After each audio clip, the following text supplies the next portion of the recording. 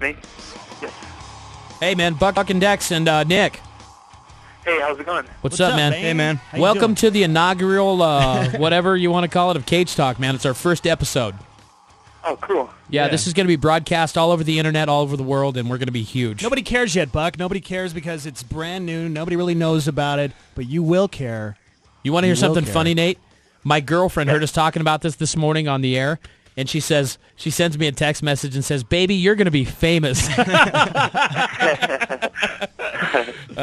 So Nate Marquardt, what's going on, brother?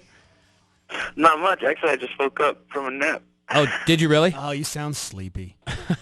No, he doesn't. Sleepy guy. So are you up in Denver right now? Yeah.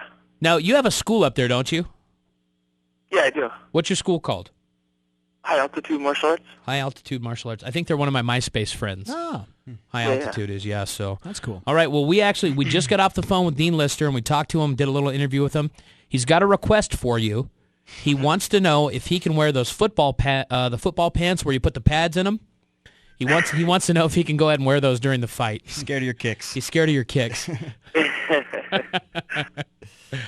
Oh, man. So, Nate, are you ready for the fight, man? What's going on in your head? Yeah, pretty much all the hard training's out of the way, and just tapering down to the fight. So I'm recovered, and so I'm going to be 100%, and I'm excited. That's cool. What kind of weight do you walk around at? I mean, I know you fight 185. What do you usually walk around at? Around 195. 195? Okay. So you don't have a huge cut then? No, not at all. It's really easy for me to make it, to be honest. Okay.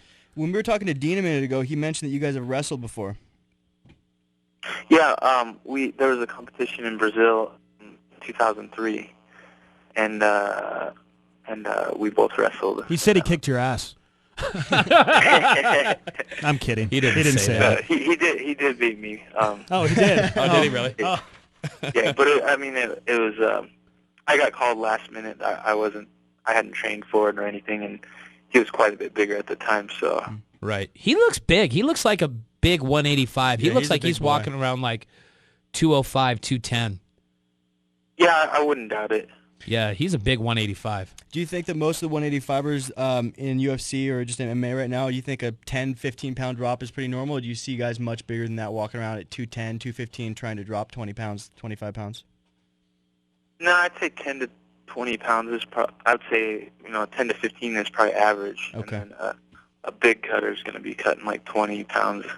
So Yeah. 20 pounds is probably the most that anyone would cut for 185. Right. Right. So Nate, what do you think about your presence right now in the UFC? I mean, a lot of people don't know really. I mean, you don't have a big name out there yet, I mean, but you're probably ranked in the as far as my rankings go, I would definitely rate you in the top 10 of the 185ers. What do you want to do to get your name out there a little bit more, and who do you want to fight to actually kind of get that recognition and maybe get that title shot that you want? I was hoping that this would be the fight. It was supposed to be the co-main event, and now they've moved it to the swing bout. So, keep your fingers crossed, and we'll get on TV. But I was really hoping that this would be the fight that would put me in that title shot position. Who did you get bumped for? How come you're not the co-main event? Supposedly it's Spike TV's decision, for time restraints, and they want to have more fights on air. So they, since Dean's last fight went to decision, and 2 of my 3 fights went to decision, they put us as a swing bout. Oh, okay. All right. Yeah, because I'm looking at the fight card, and Jake O'Brien and Heath Herring doesn't sound like a barn burner to me. I'd rather see you fight Lister. Well, it'd actually be pretty interesting to see Heath Herring fight. I mean, I've watched him fight in Pride for a long time. Yeah. He's an interesting fighter, but I'm on the same page as you for sure. Yeah. So you've been training with all the guys down here. Now, were you training in Albuquerque for a while? Because you're pretty much training out of here now, right? Yeah, I'm part of the Jackson's camp, so I'm down there all the time, pretty much all year round, and then even more so coming up to a fight.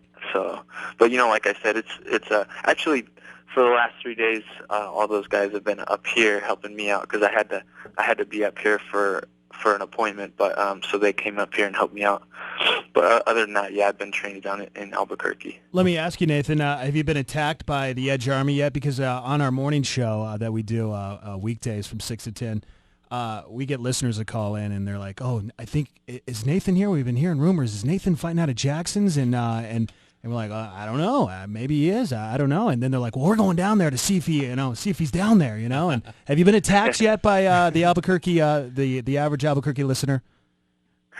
Not really. Just the